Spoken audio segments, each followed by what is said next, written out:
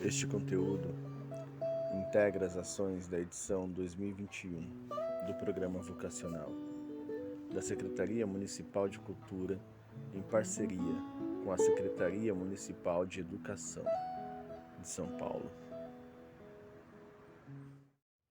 Olá, eu sou o Carlos André, artista orientador do Vocacional Literatura SU1 2021.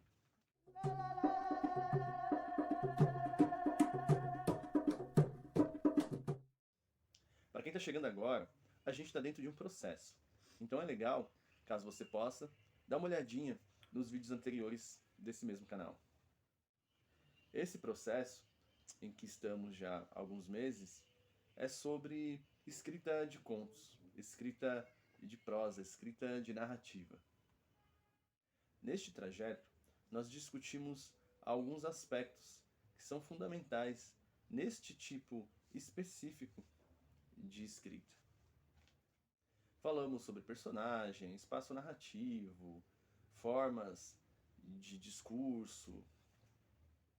E já há 3 encontros, nós estamos discutindo curva de personagem.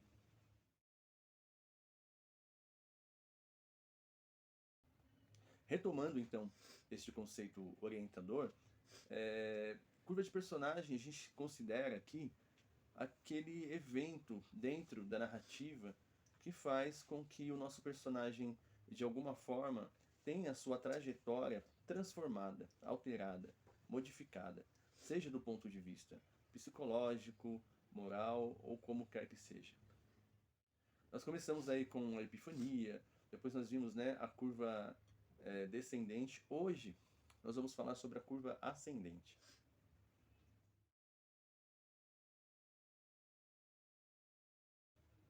Bom, para falarmos então aí deste tipo especial aí de curva, em homenagem à nossa vocacionada aí de tantos anos, que eu sei que é muito fã dessa autora, a Lurdeca Frota, a gente vai repetir a autora da vez, que é a Clarice Lispector.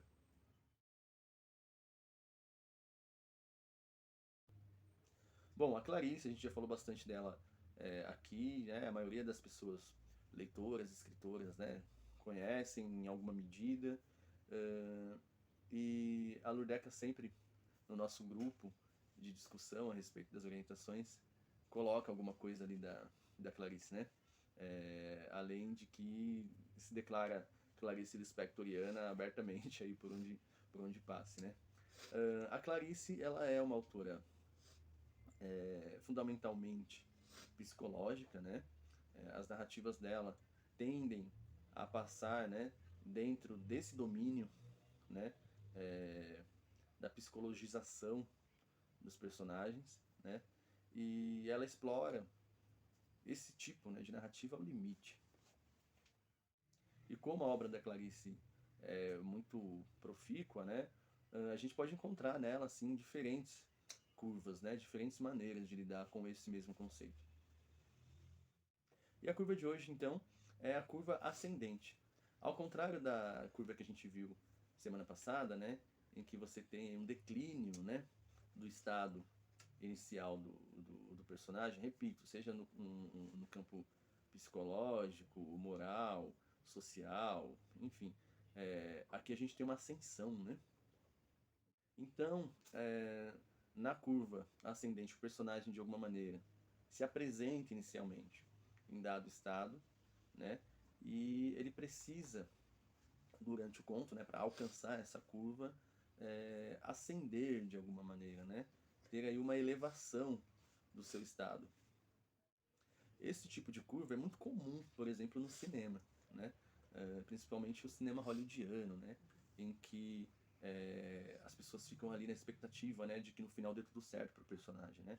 Essa curva também pode ser encontrada por aí com o nome de curva de redenção, por exemplo, né? O personagem, depois de muita batalha ali, de muita disputa, né? De passar por diferentes provações, né? Ele finalmente alcança aquilo que tanto almejou desde o início. Na ficção literária, isso já não é tão comum, né? Os autores tendem, de maneira geral, aí, a serem um tanto quanto pessimistas, né? A trabalharem a curva que a gente viu anteriormente, né? Isso tem muito a ver também com o fato de ser mais fácil, né? Como a vida humana é um grande mistério e a gente está sempre envoltos, né? É, é, nas mais diferentes dificuldades, rumo ao que é inevitável, né? O fim de todas as coisas. A gente tem por hábito escrever nessa curva, né? De descendência. Então é legal, né? A gente pensar aí nessa outra possibilidade, nessa possibilidade de uma curva que talvez nos ofereça mais desafios, né, escritores do que a curva descendente. Bom, vamos ao conto então? É um conto bem famoso da Clarice, chamado Felicidade Clandestina. Esse eu vou ler inteiro, tá? Vou ler na íntegra, porque é um conto curto.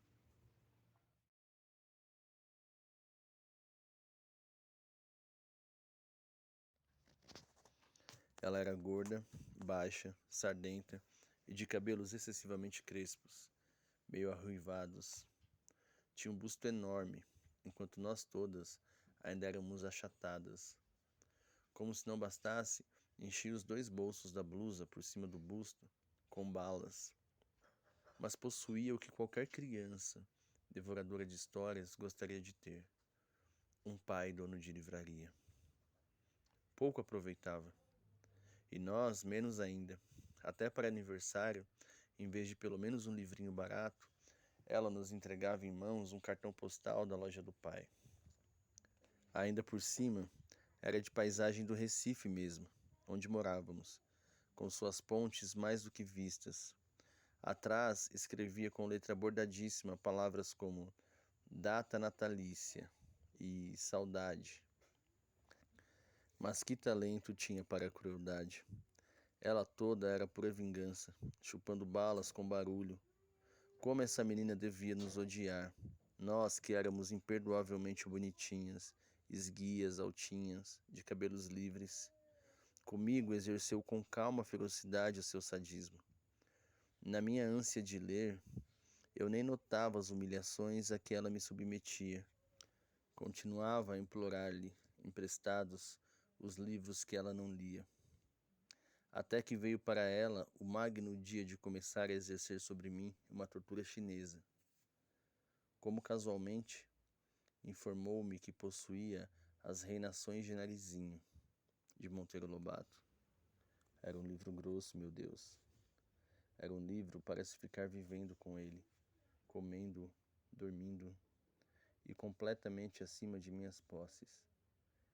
Disse-me que eu passasse pela sua casa no dia seguinte e que ela o emprestaria.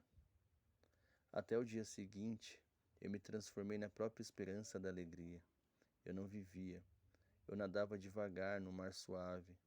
As ondas me levavam e me traziam. No dia seguinte fui à sua casa, literalmente correndo. Ela não morava num sobrado como eu, e sim numa casa. Não me mandou entrar. Olhando bem para os meus olhos, disse-me que havia emprestado o livro a outra menina e que eu voltasse no dia seguinte para buscá-lo. Boca aberta, saí devagar, mas em breve a esperança de novo me tomava toda. Eu recomeçava na rua a andar pulando, que era o meu modo estranho de andar pelas ruas de Recife. Dessa vez nem caí. Guiava-me a promessa do livro. O dia seguinte viria. Os dias seguintes seriam mais tarde a minha vida inteira. O amor pelo mundo me esperava. Andei pulando pelas ruas, como sempre, e não caí nenhuma vez. Mas não ficou simplesmente nisso. O plano secreto da filha do dono de livraria era tranquilo e diabólico. No dia seguinte, lá estava eu à porta de sua casa, com um sorriso e o coração batendo, para ouvir a resposta calma. O livro ainda não estava em seu poder. Que eu voltasse no dia seguinte. Mal sabia eu como mais tarde, no decorrer da vida, o drama do dia seguinte com ela ia se repetir com meu coração batendo. E assim continuou. Quanto tempo? Não sei. Ela sabia que era tempo indefinido, enquanto o fel não escorresse todo de seu corpo grosso. Eu já começara a adivinhar que ela me escolhera para eu sofrer. Às vezes adivinho. Mas, adivinhando mesmo, às vezes aceito, como se quem quer me fazer sofrer esteja precisando danadamente que eu sofra. Quanto tempo? Eu ia diariamente à sua casa, sem faltar um dia sequer. Às vezes ela dizia: pois o livro esteve comigo ontem de tarde, mas você só veio de manhã, de modo que eu emprestei a outra menina. E eu, que não era dada a olheiras, sentia as olheiras se cavando sob os meus olhos espantados. Até que um dia, quando eu estava à porta de sua casa, ouvindo humilde e silenciosa a sua recusa, apareceu sua mãe. Ela devia estar estranhando a aparição muda e diária daquela menina à porta de sua casa. Pediu explicações a nós duas. Houve uma confusão silenciosa, entrecortadas de palavras pouco elucidativas. A senhora achava cada vez mais estranho o fato de não estar entendendo. Até que essa mãe boa entendeu. Voltou-se para a filha e, com enorme surpresa, exclamou: mas este livro nunca saiu daqui de casa e você nem quis ler. E o pior para essa mulher não era a descoberta do que acontecia. Devia ser a descoberta horrorizada da filha que tinha. Ela nos espiava em silêncio. A potência da perversidade de sua filha desconhecida e a menina loura em pé à porta, exausta, ao vento das ruas de Recife. Foi então que, finalmente se refazendo, disse firme e calma para a filha: você vai emprestar o livro agora mesmo, e para mim, e você fica com o livro por quanto tempo quiser. Entendem? Valia mais do que me dar o livro, pelo tempo que eu quisesse. É tudo que uma pessoa grande ou pequena pode ter a ousadia de querer. Como contar o que se seguiu? Eu estava estonteada, e assim recebi o livro na mão. Acho que eu não disse nada. Peguei o livro. Não saí pulando como sempre. Saí andando bem devagar. Sei que segurava o livro grosso com as duas mãos, comprimindo-o contra o peito. Quanto tempo levei até chegar em casa? Também pouco importa. Meu peito estava quente, meu coração pensativo. Chegando em casa, não comecei a ler. Fingia que não o tinha, só para depois ter o susto de o ter. Horas depois abri-o, li algumas linhas maravilhosas, fechei-o de novo, fui passear pela casa, adiei ainda mais, indo comer pão com manteiga. Fingi que não sabia onde guardar o livro. Achava-o, abria-o por alguns instantes. Criava as mais falsas dificuldades para aquela coisa clandestina que era a felicidade. A felicidade sempre iria ser clandestina. Parece que eu já pressentia. Como demorei. Eu vivia no ar. Havia orgulho e pudor em mim. Eu era uma rainha delicada. Às vezes sentava-me na rede, balançando-me com o livro aberto no colo, sem tocá-lo, em êxtase puríssimo. Não era mais uma menina com um livro. Era uma mulher com seu amante. Bom, a gente tem então aí um bom exemplo, né, de curva ascendente. Uma personagem que desde o início do conto ali, né, está envolta com um desejo, né, com uma busca, com uma vontade, e que depois de passar por diferentes, né, dificuldades, acaba finalmente chegando aí a redenção, né? Acaba alcançando aquilo que ela tanto almejava desde o início. Essas curvas todas que a gente trabalhou até aqui, elas podem ser usadas das mais diferentes maneiras, né? Inclusive juntas, né? Numa mesma narrativa, e não necessariamente com essa exclusividade que a gente viu até então. Bom, gente, espero que tenha de novo aí sido proveitoso para vocês. Vamos continuar conversando, tá bem legal lá a troca pelo WhatsApp, aqui pelo chat também, a galera tem mandado umas questões. E o espaço é aberto, como eu já falei, né? O Vocacional é um território livre de pesquisa coletiva. E quem se interessar, manda mensagem, tá bom? As redes sociais estão todas aqui na descrição do vídeo, tem o chat do vídeo, enfim. A gente se vê por aí.